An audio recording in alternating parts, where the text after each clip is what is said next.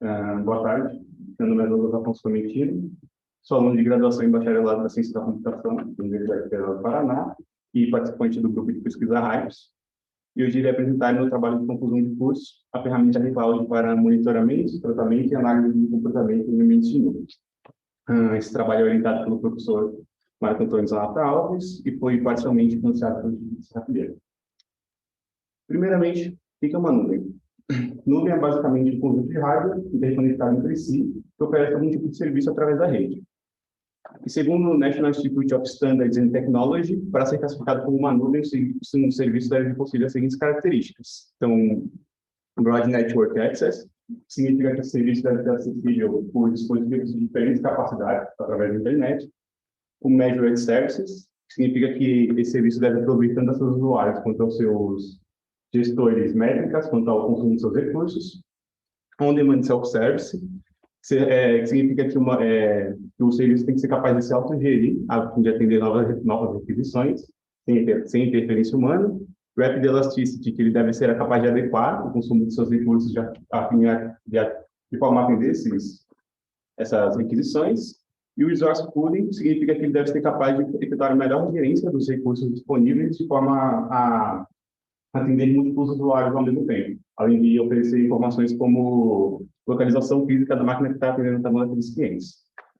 Uma vez que o serviço seja classificado como uma nuvem, então, ele tem algumas subdivisões. A primeira delas é o Deployment Model, que está relacionado à acessibilidade a essa nuvem.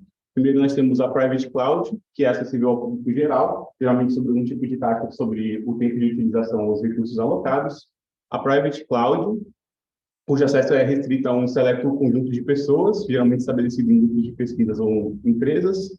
A Community Cloud, cujo acesso é restrito a um conjunto de grupos, de forma que o uso dessa nuvem, de forma que todos eles possuam o mesmo objetivo através do uso dessa nuvem. E a Hybrid Cloud, que é composta por duas ou mais nuvens de diferentes categorias, de forma que elas compartilhem hardware e configurações entre si.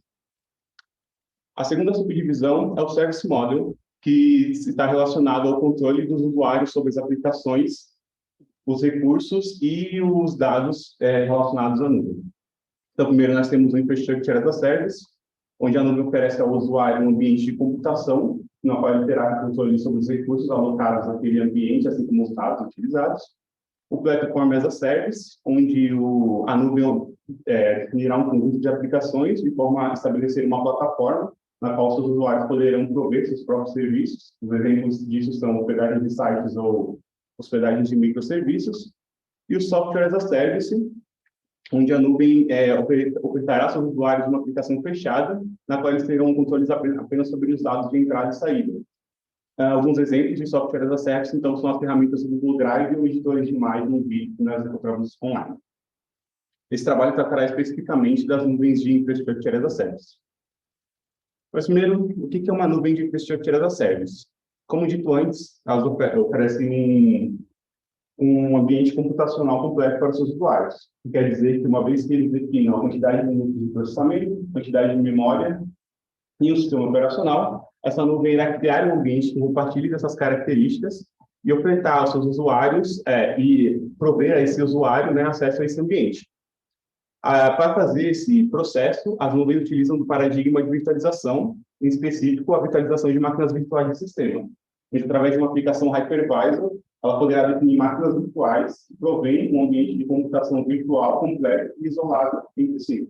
Dessa forma, enquanto para o usuário ele terá acesso a um ambiente completo, tendo controle sobre esses recursos dedicados, para a organização virtual gerida sobre o hardware disponível. Dessa forma, vamos nos imaginar como um pesquisador em nuvens de Infrastructure as a Service, que é propor, por exemplo, um novo escalonador de máquinas virtuais. Existem basicamente dois cenários em que o pesquisador pode colocar em tese, colocar à prova a sua tese. No primeiro cenário, nós temos a aplicação em uma nuvem pública, que recebe uma grande quantidade de variedade de requisições, uma vez que é acessada pelo público geral. Porém, para que essa modificação seja feita nessa nuvem pública, é necessário que o pesquisador possua acesso administrativo a ela, ou seja, que ele conheça alguém que tenha acesso administrativo. Além disso, esse tipo de mudança em estágio de testes pode levar tanto a problemas relacionados à performance quanto à segurança desse meio de nuvem. No segundo cenário, nós temos a aplicação dessa tese em uma nuvem privada, que pode ser definida pelo pesquisador através do hardware que ele tem à sua disposição, e que proverá a ele um ambiente em que ele tenha total controle sobre as aplicações executadas e que pode ser colocado a teste através de cargas de trabalho sintéticas. Porém, nesse ambiente, sua tese não será devidamente testada, uma vez que ele não receberá nem a quantidade nem a variedade de estresse exigido de um ambiente de nuvem pública. Dessa forma, então, nós observamos uma oportunidade de preencher a lacuna entre esses dois cenários. Primeiramente, efetuando o monitoramento de um ambiente de nuvem público, em seguida, caracterizando esses dados gerados pelo monitoramento em carga de trabalho sintética, e, finalmente, disponibilizando essas cargas de trabalho sintética forem baseadas em atividades reais para o pesquisador, de forma que ele possa aplicá-las sobre o seu ambiente de nuvem privado, que é totalmente controlável, razoavelmente barato, no qual ele terá total liberdade para testar, avaliar e reproduzir seus experimentos. A fim de atender esses requisitos, então, nós propomos a ferramenta Recloud, que possui duas frentes principais. A primeira delas é efetuar o monitoramento de um ambiente em nuvem pela perspectiva de suas máquinas virtuais, capturando o consumo de CPU, memória e o tráfego de pacotes de rede em traços de monitoramento. A segunda frente é efetuar a conversão e caracterização desses traços de monitoramento em traços de visualização, que descrevem as atividades realizadas no ambiente como um todo, e os traços de reprodução, que descrevem as atividades realizadas em cada uma das máquinas virtuais de forma isolada. Dessa forma, então, esses traços podem ser posteriormente utilizados para reproduzir o ambiente monitorado. A primeira frente do trabalho, então, é o sistema de monitoramento. Primeiramente, nós abordaremos o ambiente monitorado, descrevendo as ferramentas utilizadas tanto para viabilidade do processo de virtualização, quanto para possibilitar o monitoramento desse ambiente. Em seguida, nós abordaremos o gerente de monitoramento geral, que será responsável por coordenar o processo de monitoramento de uma perspectiva macro. Em seguida, o gerente de monitoramento local, responsável por coordenar o processo de monitoramento em cada uma das máquinas físicas que hospedarão as máquinas virtuais no ambiente de nuvem. E, finalmente, a sonda de CPU e memória e a sonda de rede, que efetuarão de fato a coleta das métricas. Primeiro, então, para o ambiente monitorado, foram tomadas algumas decisões. A primeira delas é o Hypervisor. Escolhemos o Hypervisor KVM Kingu, primeiramente por ele ser amplamente utilizado, e segundo, por ele ser do tipo 2, ou seja, ele necessita estar executando sobre um sistema operacional hospedeiro. Dessa forma, esse sistema operacional hospedeiro também poderá ser utilizado para implementar as nossas ferramentas de monitoramento. Além disso, foi utilizada a aplicação Crone, que executa sobre o protocolo NTP, a fim de efetuar a sincronia dos relógios das máquinas físicas. Dessa forma, cada máquina física operará como um cliente NTP, solicitando o horário correto à máquina front-end, que opera como servidor NTP local. Por sua vez, a máquina front-end também operará como um cliente NTP, solicitando o horário correto ao servidor internet. Dessa forma, mesmo que o servidor na internet esteja inalcançável, todas as máquinas físicas estarão com seus horários sincronizados com o horário de máquina front-end, ou seja, com seus horários sincronizados entre si.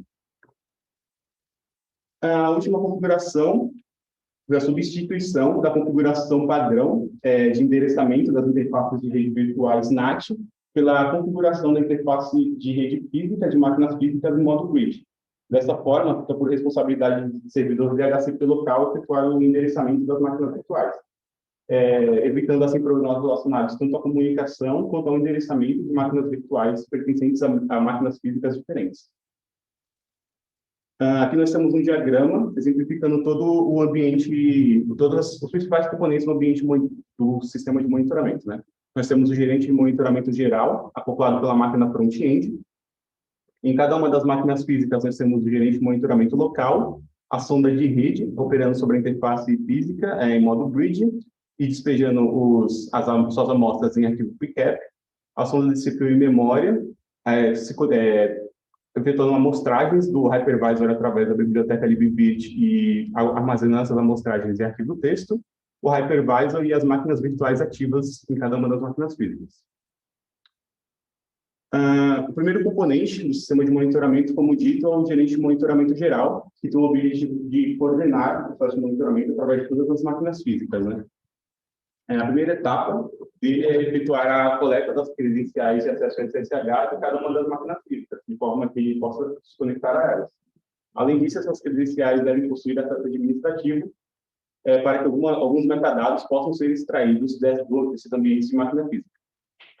Após a conexão com as máquinas físicas, então, o gerente de monitoramento geral solicitará o instanciamento de um processo de environment.py em cada uma das máquinas físicas, de forma a coletar os metadados em arquivo environment.json. Esse arquivo seguirá o seguinte formato, exemplificado à direita. Então, primeiro nós temos os metadados da máquina física, que nesse exemplo é a máquina MF1 e o endereço de IP. Em seguida, nós temos um vetor contendo as entradas para os metadados das máquinas virtuais ativas naquela máquina física. Nesse exemplo, nós temos a máquina MV1, o ID e o UID utilizados pelo hypervisor, o endereço MAC e o nome da interface de rede virtuais utilizadas por ela, seu endereço de IP, o máximo de memória alocada a ela e o número de núcleos verificado. Uma vez que todos os arquivos environment.json sejam gerados, é solicitada a sincronia dos relógios das máquinas físicas através do daemon chronicle, e após isso se inicializa o processo de monitoramento, onde o gerente de monitoramento geral solicitará a criação de processo de gerente de monitoramento local em cada uma das máquinas físicas, informando a eles o valor de delay, que será posteriormente utilizado para a sonda de CPU e memória como intervalo de tempo entre as amostragens. Uma vez que o gerente de monitoramento geral receba sinal de finalização ou que o período de monitoramento tenha chegado ao fim, se inicializará o processo de finalização de monitoramento. Primeiramente, o gerente de monitoramento geral enviará sinal subterrâneo a todos os gerentes de monitoramento locais e aguardará até que eles sejam finalizados. Uma vez que eles sejam finalizados, então, se inicializará o processo de recuperação de arquivos, que será feito na seguinte estrutura direita, né? Primeiro, nós temos o diretório principal, contendo a data e o horário do fim do processo de monitoramento, e um diretório dedicado a cada uma das máquinas físicas. Nesse exemplo, nós temos, então, as máquinas físicas monitoradas MF1 e MF2. Dentro desses diretórios, teremos os arquivos environment.json, descrevendo o ambiente dessa máquina física, e os arquivos de traço de CPU e memória e traço de rede. Após a recuperação de todos os arquivos das máquinas físicas, é gerado o arquivo environment.json, que será um compilado de todos os arquivos environment.json, contendo os metadados de todo o ambiente monitorado. Após isso, então, o gerente de monitoramento geral encerrará sua execução. O segundo componente do sistema de monitoramento é o gerente de monitoramento local, que é responsável por poder coordenar o processo de monitoramento em cada uma das máquinas físicas. A primeira etapa dele é verificar se ele possui permissão administrativa, de forma que a sonda de rede instanciada por ele possa efetuar a devida coleta das métricas, dos pacotes, né? Após isso, então, se inicializa o processo de monitoramento, onde o gerente de monitoramento local instanciará uma sonda de CPU e memória, indicando a ela o valor de delay desejado entre as amostragens, e uma sonda de rede, indicando a ela o endereço IP de cada uma das máquinas virtuais ativas em máquina física, de forma que eles possam ser utilizados como filtro de pacotes, né? Esses processos serão inicializados com prioridade máxima, de forma a priorizar a precisão das suas amostragens. Uma vez que eles sejam instanciados, o gerente de monitoramento local entrará em loop e verificará a cada 1 segundo se essas sondas continuam em execução. Uma vez, então, que o gerente de monitoramento local receba sinal de finalização, ele reenviará esse sinal às suas sondas e aguardará até que elas sejam finalizadas. Uma vez que elas sejam finalizadas, ele encerrará o seu próprio processo. Quanto às sondas, então, a primeira delas é a sonda de CPU e memória, que é responsável por efetuar a coleta dessas métricas de cada domínio ativo, ou seja, cada máquina virtual ativa em máquina física. A primeira etapa dela, então, é efetuar a conexão com o hypervisor, através da biblioteca libvirt, onde é feita a listagem de todos os domínios ativos, né, as máquinas virtuais, e é habilitado também um balloon driver para cada um desses domínios, de forma que seja possível gerir e monitorar a métrica de memória deles. Após isso, então, se inicializará o processo de monitoramento, cuja primeira etapa é definir em saída pré-estabelecida um cabeçalho, informando o momento de início de monitoramento. Após isso, o processo entrará em um laço, efetuando a amostragem de cada um dos domínios ativos e registrando em arquivo de saída a cada intervalo de delay previamente definido. E uma vez que ele receba o sinal de finalização, esse sinal será, uma vez que ele receber o sinal de finalização, ele sairá de loop de monitoramento e registrará em saída o momento em que o processo de monitoramento se encerrou. E, após isso, encerrará a sua própria execução. Aqui nós temos um exemplo do arquivo de traço de CPU em memória, gerado para uma máquina física. Na primeira e na última linha, nós temos o cabeçalho e o rodapé, indicando o momento de início e finalização do processo de monitoramento. E nas linhas intermediárias, nós temos as entradas para as amostras, né? Nesse caso, nós temos uma máquina virtual ativa, a máquina NV1. À esquerda do ponto vírgula, nós temos o timestamp de cada amostragem. E após o nome da máquina virtual, né, nós temos as entradas para a memória, a quantidade absoluta e quantidade percentual de memória, que é calculada através da diferença entre a quantidade de memória alocada para aquele domínio e a quantidade de memória disponível nele. E, finalmente, o uso de CPU, que é calculado através da diferença entre o tempo de uso de CPU amostrado atual, subtraído do tempo de uso do CPU anterior, dividido pelo tempo entre essas amostragens, né? Então, nós temos o tempo percentual de uso para essa amostragem. Ok.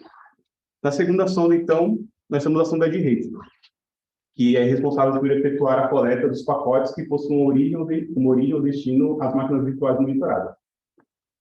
A aplicação utilizada como sonda de rede foi a aplicação TCP-dump. Ela operará, então, sobre a interface física de rede em modo bridge, de forma que ela possa monitorar tanto os pacotes da máquina física quanto os pacotes das máquinas virtuais. O registro dos pacotes feito pelo processo TCP-dump é feito no formato PCAP Save File. E esse formato possui dois cabeçalhos principais. O primeiro deles é o cabeçalho de arquivo, cujo primeiro campo é o Magic Number, que indicará qual é a ordem de leitura de bytes de escrita, né, da máquina que está registrando esse arquivo. Em seguida, nós temos o Major e o Minor Version, indicando qual a versão de PCAP Save File está sendo utilizada. Após isso, o timestamp, o time zone offset, que possui sempre valor zero e é armazenado para uso futuro. O timestamp accuracy, onde será definido se as amostragens feitas para cada um dos pacotes terão precisão de nanosegundos ou de microsegundos. O snapshot length, onde é definida qual é a quantidade máxima de bytes que será armazenada para cada pacote capturado.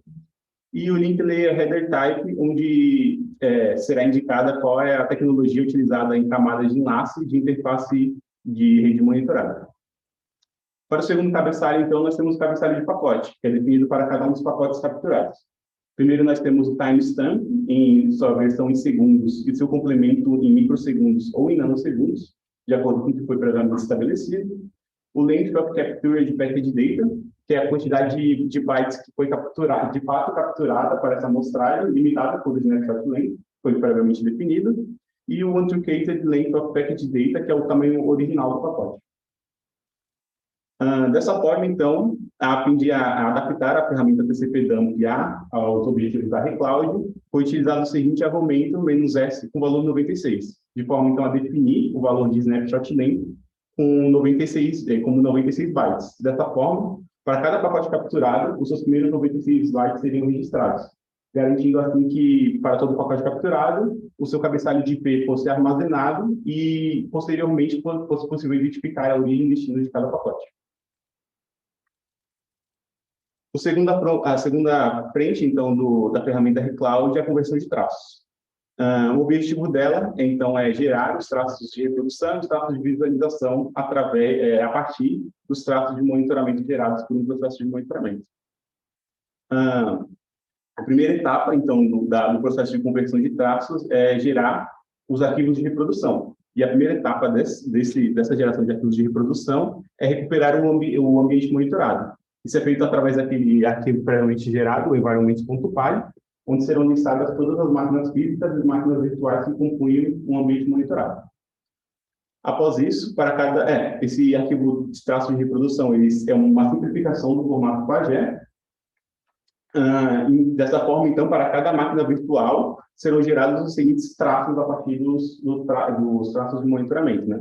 Para as amostragens de CPU e memória, nós teremos esse formato. Então, primeiro, nós temos o código Pagé set variable, que indica que uma nova variável de um container Pagé terá o valor atualizado.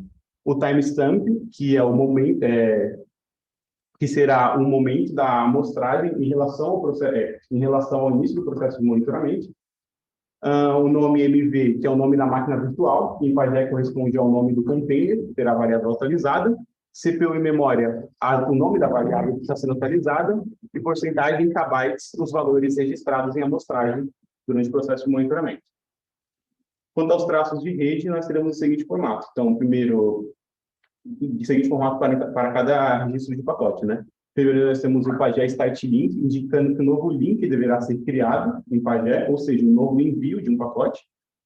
O timestamp, o momento em que aquele pacote foi previamente registrado, está sendo enviado em relação, novamente, ao início do processo de monitoramento. Link root, duas constantes, indicando que um novo link deverá ser gerado sobre o container root, que, como veremos posteriormente, é o container que engloba todos os demais containers em Pagé. Nome MV, o nome da máquina virtual que está enviando aquele pacote. Tamanho, o tamanho original do pacote enviado, e que é o identificador único utilizado para, posteriormente, identificar tanto o envio quanto a recepção de cada pacote.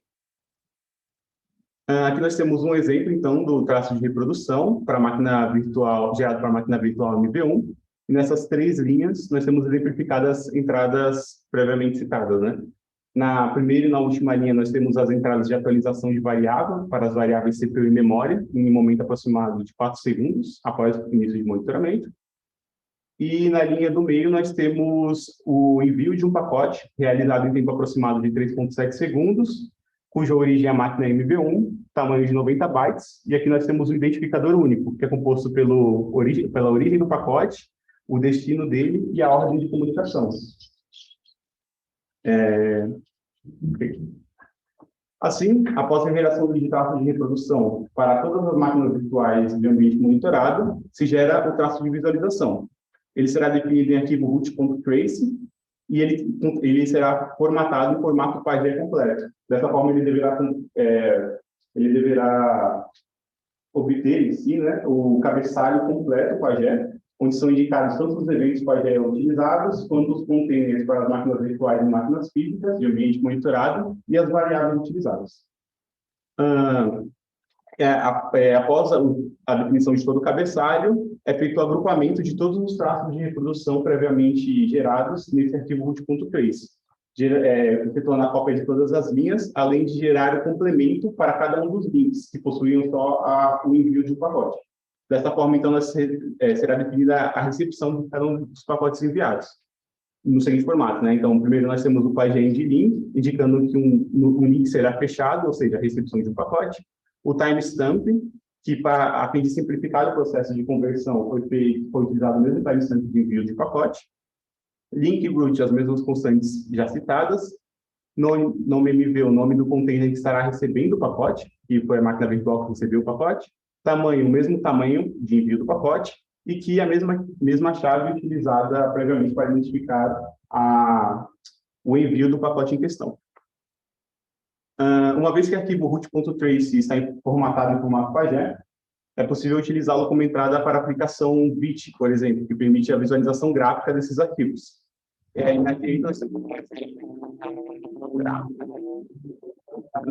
Nesse setor à esquerda, nós temos os containers Pagé, onde primeiro nós temos o container root, que engloba todos os containers, os containers para a máquina física MF1 e sua máquina virtual MV1, máquina física MF2 e máquina virtual MV2, e o container unknown, utilizado para identificar comunicações entre o ambiente de máquinas virtuais monitoradas e computadores que sejam fora desse ambiente monitorado. À direita, então, nós temos essas barras brancas na horizontal, indicando o consumo de CPU e memória das máquinas virtuais durante o tempo. A seta em branco indica a comunicação entre máquina virtual MV1 e MV2. E na linha em vermelho, nós temos indicado em momento aproximado de 1,8 segundos o consumo das métricas de CPU e memória para cada uma das máquinas virtuais. Certo. Agora entraremos no processo de validação, então, descrevendo os experimentos realizados para validar a ferramenta Recloud, né? Foram feitos 4 experimentos. Então, o primeiro deles é a distorção de medidas, onde será avaliada a precisão da sonda de CPU e memória em diferentes ambientes monitorados. O segundo deles é o sobrecusto de monitoramento, onde será avaliado o impacto das ferramentas de monitoramento sobre ambientes virtuais monitorados. O terceiro é a conversão de arquivos, onde serão extraídas e avaliadas métricas de performance sobre o processo de conversão de traços. E, finalmente, o comportamento de aplicações, onde será avaliado o ambiente previamente monitorado através de sua visualização gráfica provista pelo programa VIT, né? Quanto às configurações do ambiente monitorado, ele será composto por 8 máquinas físicas, responsáveis por hospedar as máquinas virtuais, cada uma delas contendo um Intel Core 2 do E8400 e 4 GB de memória. Quanto às máquinas virtuais, foi alocado para cada uma delas um núcleo de processamento e 2 GB de memória, de forma que cada uma delas contenha metade dos recursos disponíveis pelas cada uma das suas máquinas físicas, né? E quanto à máquina front-end, que é utilizada tanto para o processo gerente de monitoramento quanto para o experimento de conversão de traços, ela possui um Intel Core 5 2400 e 4 GB de memória. Para todas as máquinas foi utilizado o sistema operacional Ubuntu 16.04, versão de servidor. E quanto às aplicações, foram utilizadas as aplicações de versão API do conjunto NAS Parallel Benchmark. Foram escolhidas as aplicações Embarrassing Parallel, ou EP, com foco no consumo de CPU, o Conjugate Gradients, ou CG, com foco no consumo de memória, e o Data Traffic, ou DT, com foco no tráfego de pacotes. Além dessas aplicações, foi utilizada a aplicação CPU Power, de forma a fixar a frequência do processador de cada uma das máquinas físicas na máxima possível, evitando, assim, eventos como CPU throttling durante os experimentos. Como primeiro experimento, então, nós temos o experimento de distorção de medidas. O objetivo dele, como dito, é avaliar a precisão de intervalo entre amostragens para a sonda de CPU e memória.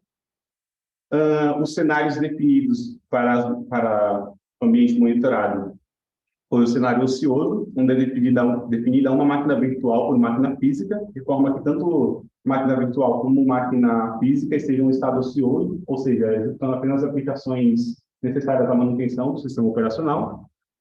E o segundo cenário é o cenário carregado, onde são definidas 2 máquinas virtuais por máquina física. Além disso, cada uma dessas máquinas virtuais estará executando o processo SpreadNG, de forma a estressar tanto o núcleo dedicado quanto os 2 GB de memória.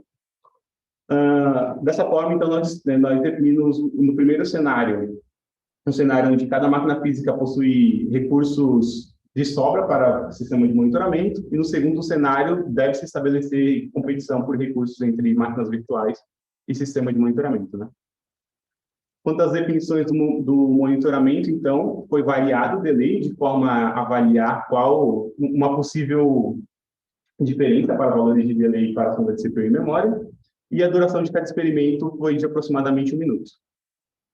Aqui, então, nós temos os resultados obtidos para esses experimentos. Cada um dos gráficos é utilizado para representar os resultados obtidos para cada intervalo de delay definido. Então, nós temos intervalo de delay de 0,1, 0,2, 0,5, 1 e 2 segundos. E os resultados em conjunto, né, comparados diretamente, são para o cenário ocioso e o cenário carregado. Dessa forma, a primeira observação que nós podemos fazer é que tanto o cenário ocioso quanto o cenário carregado de todos os delays definidos, a mediana de todos os resultados se mantém muito próxima ao valor de delay previamente estabelecido. Além disso, para os cenários carregados, podemos notar que em todos os resultados, né, a variância no intervalo de amostragem se mantém na quarta casa decimal de segundos para todos eles. Esses dois fatos juntos corroboram para indicar que a ferramenta que a sonda de CPU e memória se mantém estável para todas as combinações de ambiente definidas. Para o segundo experimento, então, nós temos o sobrecurso de monitoramento, que, como dito antes, tem o objetivo de avaliar o impacto das aplicações de monitoramento sobre os ambientes de máquina virtual. Foram definidos novamente dois cenários. No primeiro deles, o de folga de recursos é definida uma máquina virtual por máquina física, e no segundo são definidas duas máquinas, no segundo, de competição por recursos, são definidas duas máquinas virtuais por máquina física. Foram utilizadas as aplicações EP, CG e DT do conjunto MPI, de forma que elas foram executadas separadamente e cada qual contendo um processo em uma das máquinas virtuais. Além disso, foi utilizada a aplicação PERF sobre processo gerente de aplicação MPI, de forma a obter as métricas de performance da execução dessa aplicação. Né? Quanto ao monitoramento, para todos os experimentos contendo o processo de monitoramento, ele foi fixado no intervalo de delay de 0,5 segundos. E aqui nós temos os resultados. Né? Primeiramente, no eixo superior, nós temos a aplicação que foi monitorada. No eixo à esquerda, nós temos a quantidade de máquinas virtuais, correspondendo ao cenário com folga de recursos e cenário com competição de recursos. E cada um dos gráficos é comparado os resultados para ambiente não monitorado e ambiente monitorado.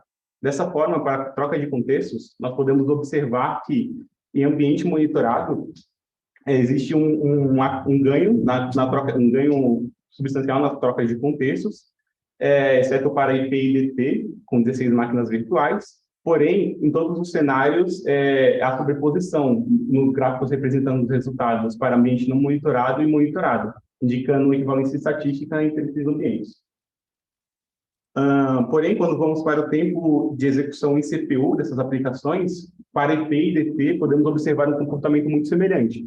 Mas quando observamos CG, podemos observar que existe total descolamento entre o tempo de execução em ambiente não monitorado e ambiente monitorado, tanto com 16 tanto com 8 quanto para 16 máquinas virtuais. E o mesmo acontece quando olhamos o tempo de execução total da aplicação, onde EP e DT temos a mesma equivalência e para CG temos esse deslocamento.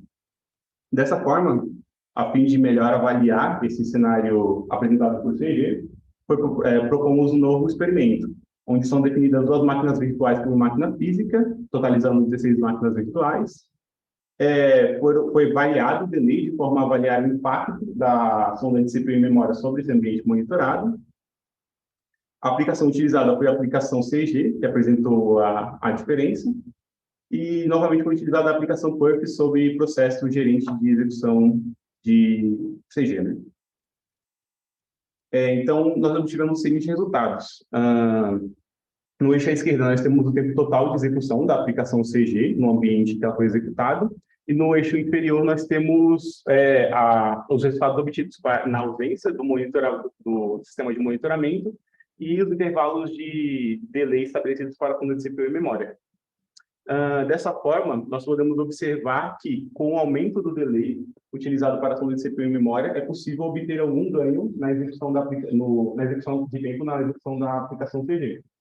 Porém, esse ganho não corresponde, não é proporcional, né, ao aumento de delay, o que pode indicar que para aplicações que possuem as mesmas características que CG, a sonda de CPU e memória exerce um estresse muito menor se comparado com o estresse exercido pela sonda de rede.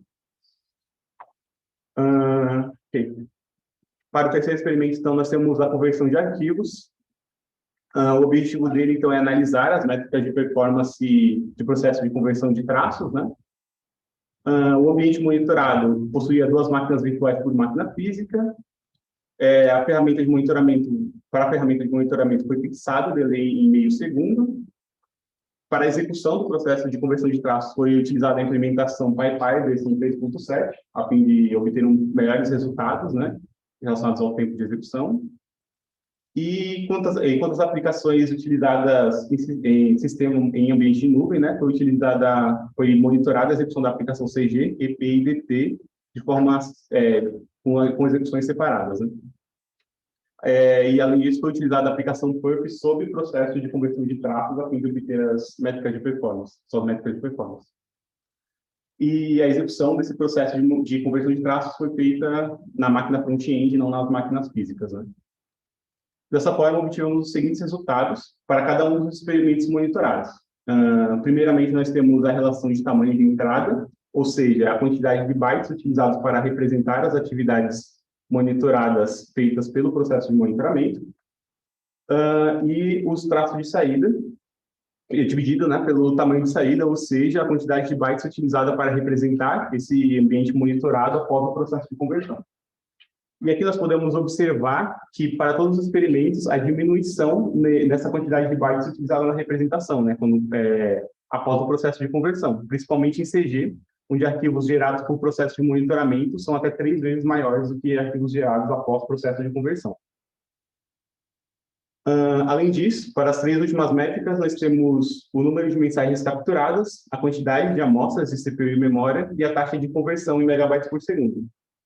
E, através delas, nós podemos gerar o seguinte gráfico, onde o eixo à esquerda indica a taxa de conversão, né, em megabytes por segundo, representado pelas barras de vermelho.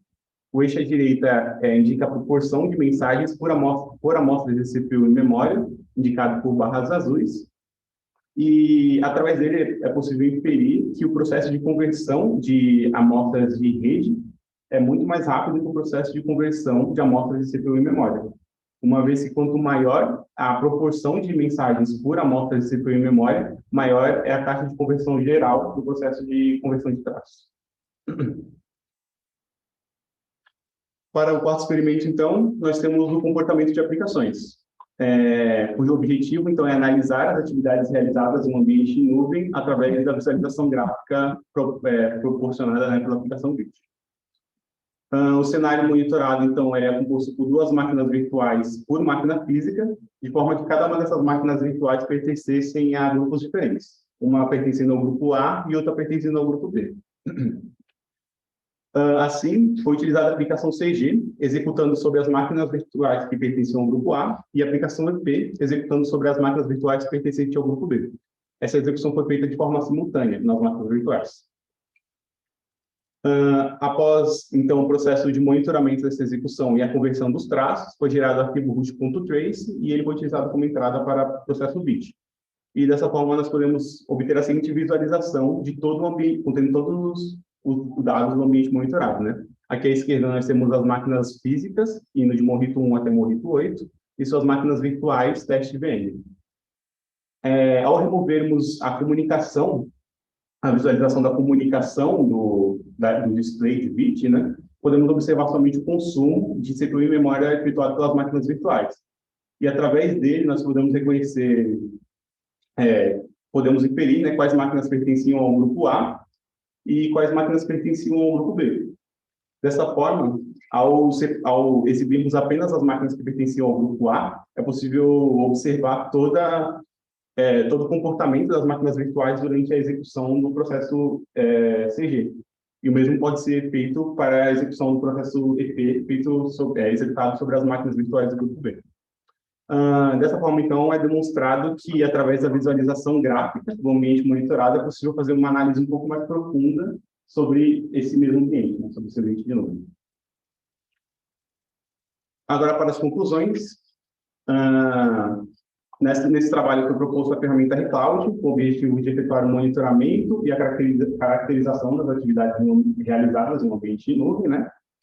Com os objetivos alcançados, então, primeiramente, é possível efetuar o monitoramento de um ambiente de nuvem AES, efetuando a coleta dos dados através das máquinas físicas e as máquinas virtuais que a compõem, extraindo as métricas de CPU, uso de CPU, uso de memória e o tráfego de pacotes feito por essas máquinas virtuais, né? Além disso, é possível também efetuar a criação dos traços de reprodução e traços de visualização através dos traços de monitoramento de forma que esses traços então, possuem um formato pajé, que é aberto, de forma a permitir a manipulação dos usuários, além de poderem ser utilizados como entrada para programas como o VIT, que possibilitam uma melhor análise do ambiente monitorado.